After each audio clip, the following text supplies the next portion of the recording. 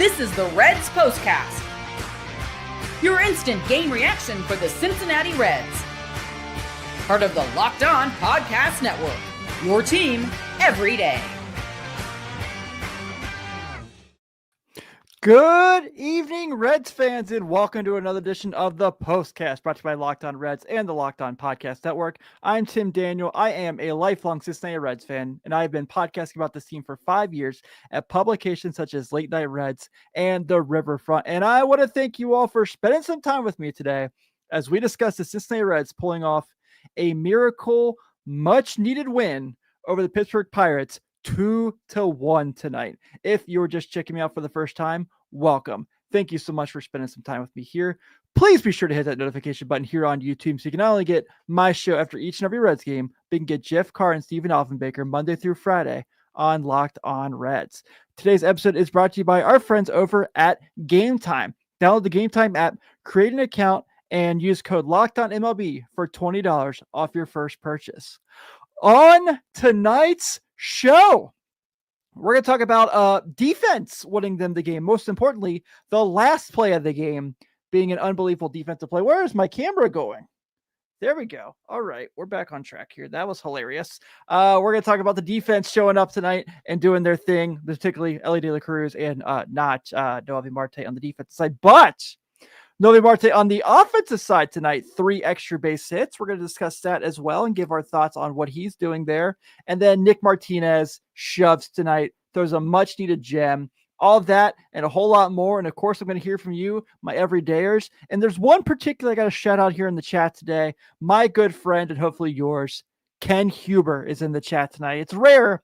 You know, it's a good day when Ken Huber comes to chat with you guys. So let's get to it, shall we? Let's have some fun. This is what you'll be talking about. I think one of the speakers in my headphones went out. It's like, sounds really, really weird right now. But we saw Jekylls and Hydes of Reds defense tonight, right? It was the Noelvi Marte play showing that he just learned how to play right field. That was not fun.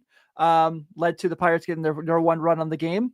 And then we saw Elly De La Cruz tonight pull off just the unbelievable play.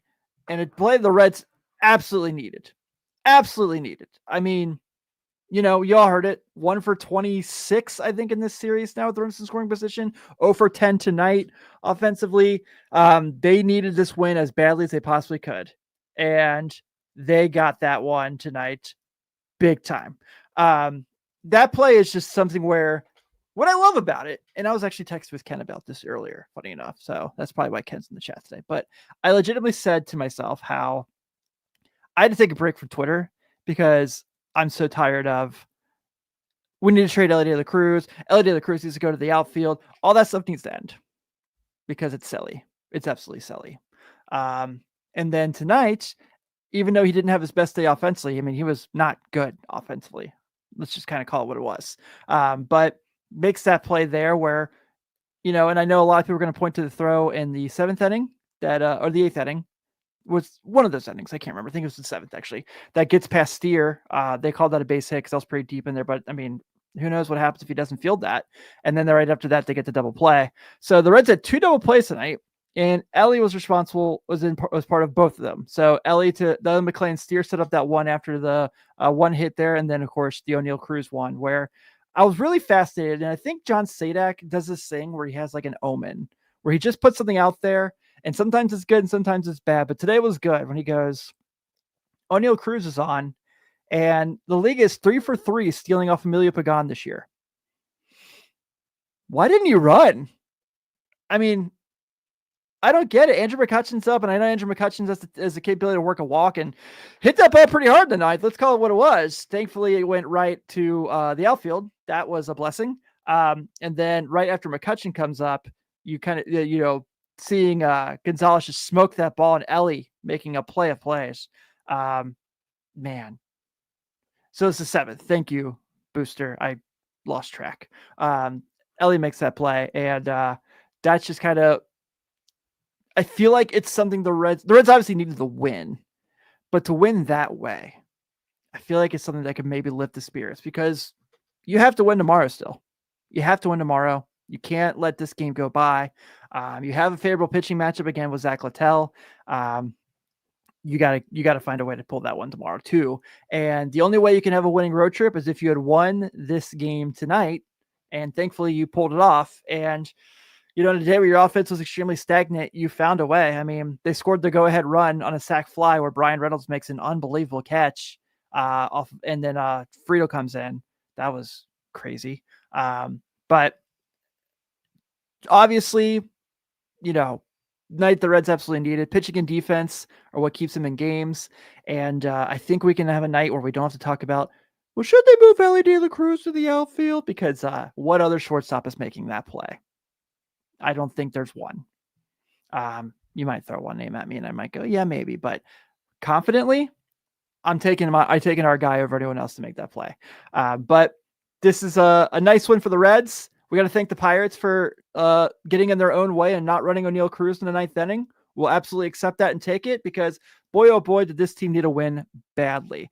And Noelvi Marte tonight stepped up big and had a game to remember for the Reds, and a game where he had 3 of the team's 7 hits, and they also happened to go for extra bases. Let's talk about that and more right after this. Have you ever decided the last minute to head to the ball game with friends and family? Maybe it's game day and you suddenly realize you want to be in the stands. That's exactly where Gametime comes in. It's the easiest way to grab last minute tickets without the stress.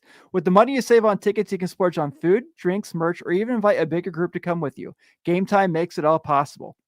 Gametime makes buying tickets fast and simple. Prices on the app actually drop the closer you get to first pitch. And they've got incredible last-minute deals, clear seat views, and a lowest price guarantee to take the worry out of buying. Say you want to go see Snoop Dogg this week at GABP after the Reds play the Phillies. Gametime's the place to go for that. They're the official ticketing partner of Locked On MLB, making it easy to browse the app for games such as that and this big Phillies series, of course, next weekend with the Brewers coming to town. Are you tired of endless scrolling to find the best deal? Gametime Zone Deals pick the best seats in the section for you. Seat views right in the app before you buy so you know exactly where you'll be.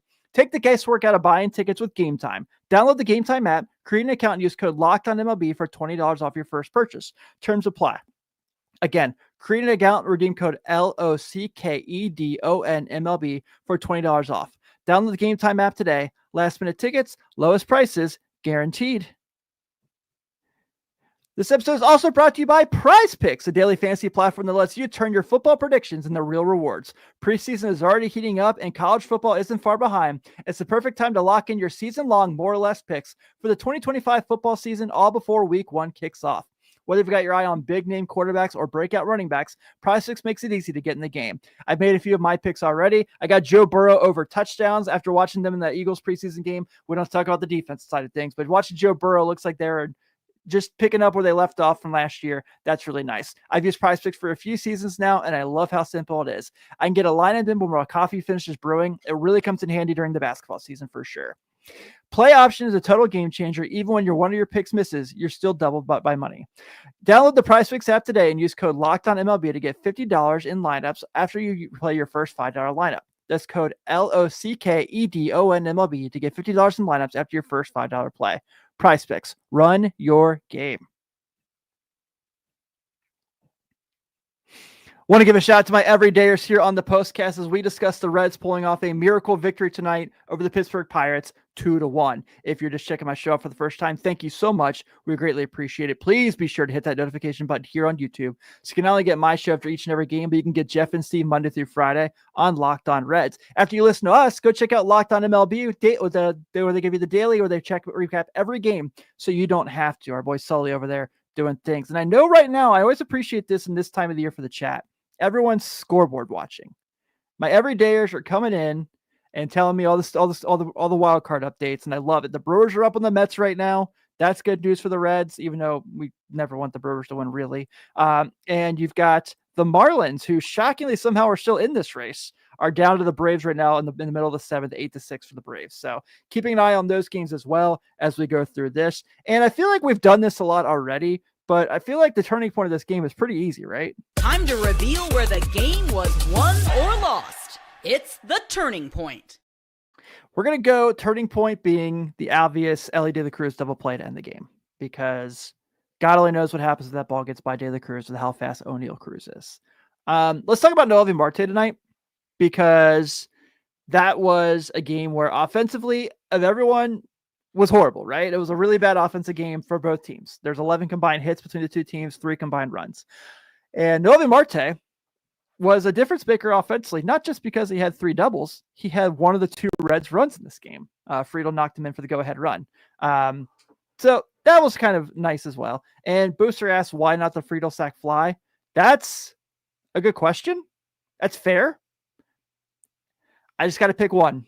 And sometimes it's really tricky, but I think either one of those can make the play, and we can live with it, right? Because God, they needed it. But I know a lot of people are going to point out Marte misreading that ball in right field earlier. It is frustrating, especially with how the team's playing of late. But it didn't end up killing them in the run. It did get late to the Pirates run, but the Reds still found a way to win the game. But his 3 hits today, 3 doubles, gave them chances. Huge, and also had an RBI. So that was huge as well. So Noelvi Marte tonight really makes the case almost to be locked on player of the game with what he brought to the Reds offensively. It's just that tonight was a night that it was Nick Martinez world, and we were all just living in it. This is the Locked On Player of the Game. Booster, you're my dog. I appreciate having you here each and every day. Booster, we got to talk cards soon. I see your name. So we got to talk baseball cards in the near future. If that's what you roll with, because I'm a little obsessed. By the way, I want to shout out my wife, Grace. She took the Hawksworth Reds donation shirt and tie-dyed it for me. I kind of think it looks kind of cool. What do you guys like it? I kind of dig it. Shout out my amazing wife, Grace, for doing cool things like this for me all the time. So she's the best. Nick Martinez tonight was fantastic for a guy that has had a lot of crazy ups and downs this year as far as what his role has to be for this team. Getting what they got from him tonight, where he takes an Odolo spot. Odolo gets hurt in the Cubs game, and he was just in the bullpen after they grabbed Zach Littell, and has to get right back up there. And this is a must-win game for the Reds, and they absolutely needed this one, and he delivers. So 7 innings tonight for Nick Martinez. 1 run, 4 hits, 2 walks, 4 strikeouts, kept the ball in the stadium, which at PNC Park is not always the easiest thing to do. Josh says the turning point was Austin Hayes getting a day off. Man, you guys feel the way I do about him sometimes. I need to stop putting that on you guys. Maybe that's not fair of me. But just huge for him. Picks up his 10th win of the year. That's pretty awesome. And yeah, Josh says it here. Nick Martinez is at his best as a swingman. Hard to argue that, because he's just finding a way to fill the hole, whatever the Reds need at that time. And today brought it as well. Huge 7 innings for them. And then you get Tony Santillan. What a great bounce back from yesterday, where, it was the same situation, right? It's 2-1 in the 8th. And yesterday he gave up the game. And today does give up a walk, but gets through it. And then Emilio Pagan walks O'Neil Cruz, of course, which leads to the play that ends the game for the Reds to get their much-needed win. So huge day all around for the Redlegs. I know that I'm running a little shorter than I normally do, but you guys tell me what to talk about on a 2-1 game sometimes, right? Obviously, 0 for 8 with runners in score position, 8 left on base. If you're playing teams that aren't named the Pittsburgh Pirates, you're probably not winning. Let's call it what it is. But this was a big win tonight, and this was the game they had to find a way. You have to find a way to win tomorrow too. You cannot leave Pittsburgh losing 3 out of 4.